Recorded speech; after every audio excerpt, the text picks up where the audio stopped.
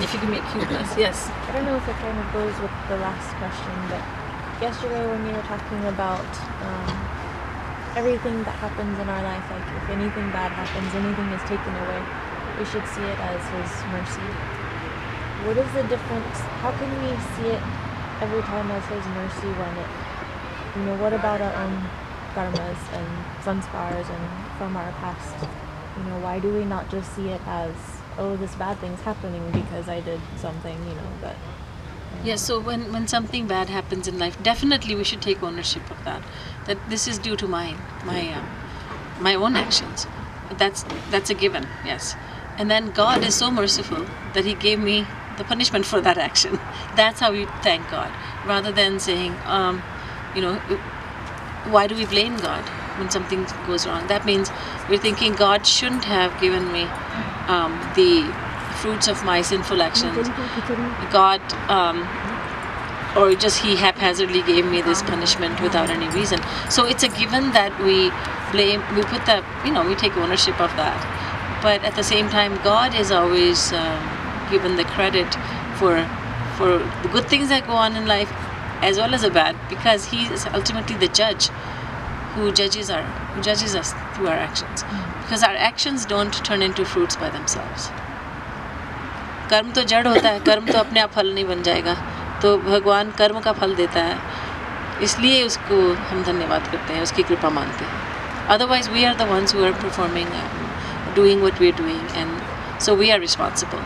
And Lord Krishna does say that I don't perform actions for anyone, so you are performers of your own actions, and so you are to be blamed, or you are to be given the credit for what you're doing. So the rule is to, or rather a beneficial way of thinking is, if we do anything right, then it's God's grace, in the sense that I'm not capable of doing anything that good, but God graced me and gave me the inspiration to do this. If something bad happens, then okay, that's my own fault. अच्छा हम करें तो भगवान को श्रेय देना चाहिए कि भगवान की कृपा से हुआ. गलत करें तो ये मेरा अपना दोष है.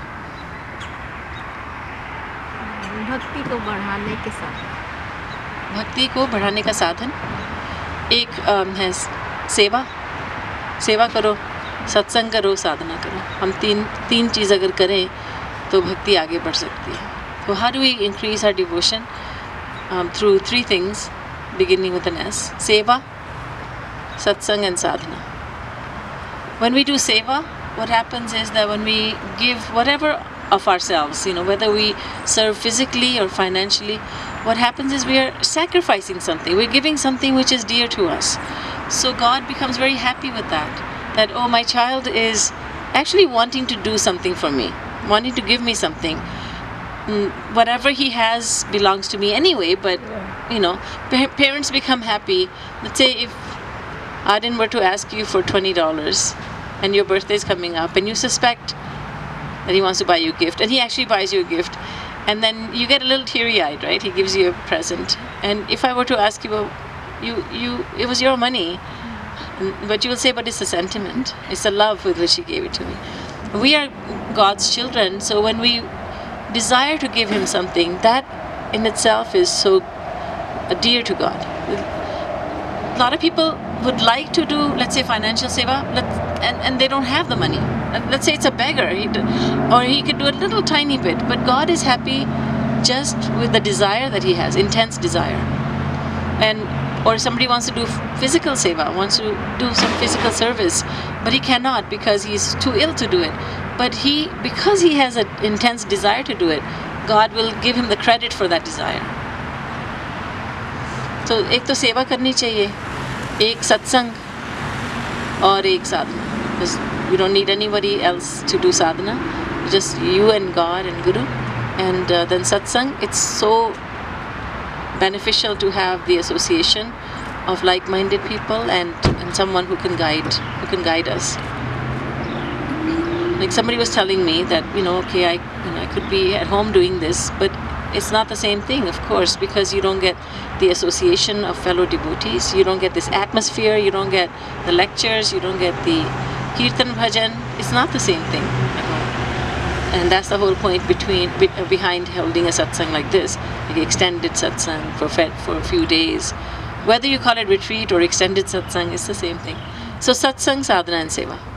Now when you say sadhana, is that group dhyan? Is that meditation? Is that Yes. Yes. doing So sadhana? yes, sadhana would mean doing roop dhyan in two ways, and I'll go over that in the lectures. In these three remaining lectures, one is doing roop dhyan while not doing anything else, just renouncing everything and just leaving aside everything, all the works, and just doing roop dhyan. And the other is while doing whatever you're doing in your daily life, and then doing roop dhyan. So sadhana, the very word sadhana means practice. So it's the practice of devotion. Radhe de Gauri.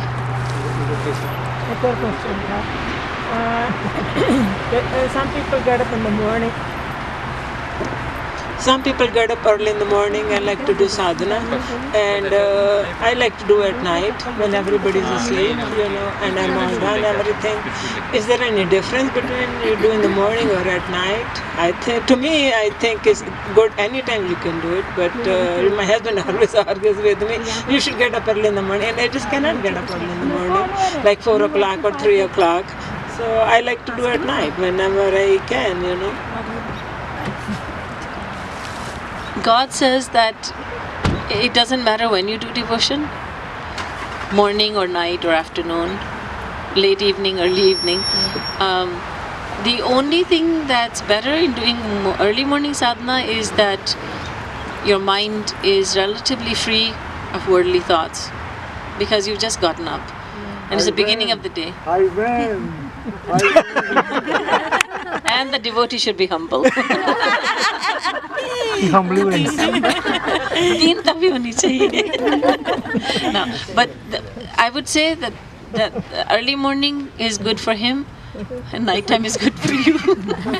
Both win. कहते सात्विक होती है वो तामसी भक्ति होती है. नहीं ऐसे नहीं है. तामसी भक्ति तो नहीं, तामसी भक्ति नहीं होती.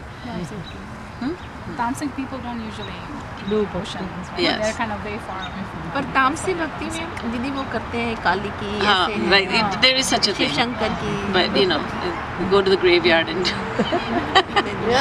it's not Tamsi Bhakti, but it's a more sattvic atmosphere in the morning, which will help you to focus more. I wish I could. That's fine. In devotion, na desha niyamas tasmin na kala niyamas tatha. Yeah, that's what I thought. There's no particular hard and fast rule about where you should sit to do devotion or when, which makes it easy. दीदी मैं पहली बार जीता हूँ.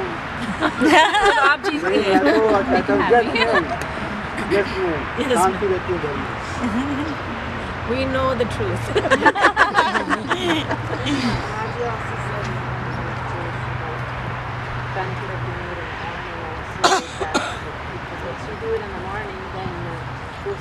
Really also help you to Stay Brahmi Muhurat. It's a Brahmi. But when I wake up in the morning, I do it. It's not that I don't do it, but I don't get up that at 3 early. o'clock in the morning or 2 o'clock in It's the like a morning. Brahma Muhurat, right? The Brahma Muhurat. Yeah. So my question was, in day-to-day life, especially with my schedule, when I look at it, I really don't have time. Like I do want to do, Bhagwan's Bhakti, Seva, but with such a tight schedule, like what should I do to do anything for God? Like I do take Bhagwan's name as often as I remember, but is there anything else I can do with my busy schedule that I have? With your 3 kids, 2 of them being very small, infants, and then do you have a full-time job too?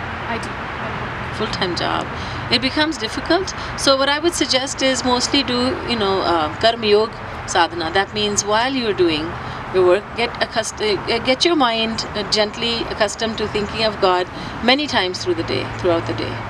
And I can talk to you more about that. And just to get your mind accustomed to doing that. And then let's say you have 15 minutes free, so just use those 15 minutes to do little bits of, or 10 minutes or 5 minutes. Do that. If you can kind of have a quiet place, yes, with God, it adds up. So let's say you don't have an hour or 2 to spend, but that's okay. You have 5 minutes here, 10 minutes there, like that. So as long as you do it throughout the day. throughout the day. That's your aim anyway. That's the aim of all of us, which makes it easier. Because there's no hard and fast thing like you have to spend an hour. Of course, that would be best, but since you don't, then this is the next best thing.